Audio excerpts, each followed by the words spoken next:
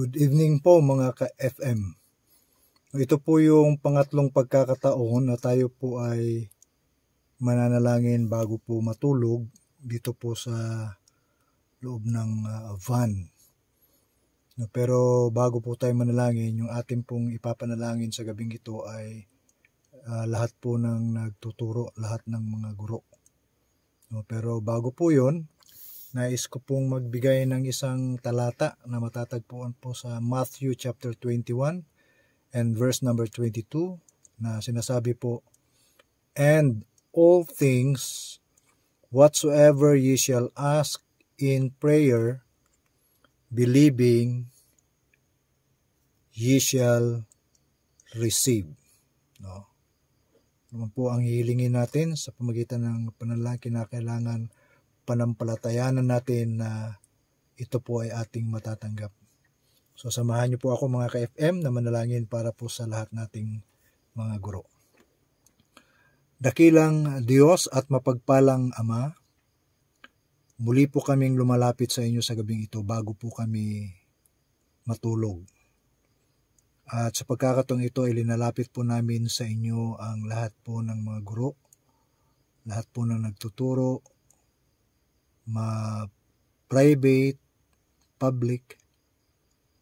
Alam niyo po ang kanilang pagsusumikap upang turuan po ang mga kabataan para lumaki po sila na mayroong kaalaman. Alam niyo po ang hirap na kanila pong dinadanas, kaya tulungan niyo po sila.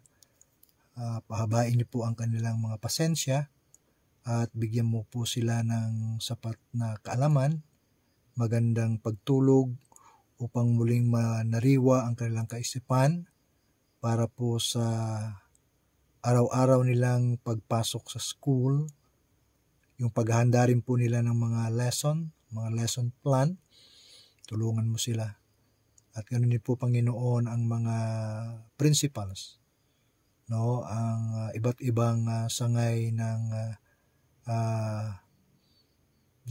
may kinalaman po sa pagtuturo sa mga kabataan. Inyo po silang tulungan, no, at hinihiling po namin ang inyo pong pagpapala sa bawat isa at sa amin pong muling pagtulog sa gabing ito. Kasama po lahat ng mga guro na nakikita ko po ang kanila pong pagpupuyat upang maihanda ang lahat ng kanila pong gagawin, ituturo sa araw po ng bukas. Muli, bigyan niyo po kami ng sapat na kapahingahan para sa ganon ay muling manumbalik po ang lakas ng aming lupang pangatawan at sariwang kaisipan para muling harapin ang gawain sa araw po ng bukas. Kami po ay sumasampalataya ng lahat po ng hiniling namin na iyo pong sasagutin na ayon po sa inyong kalooban. Sa pangalan po ni Kristo Jesus. Amen and Amen.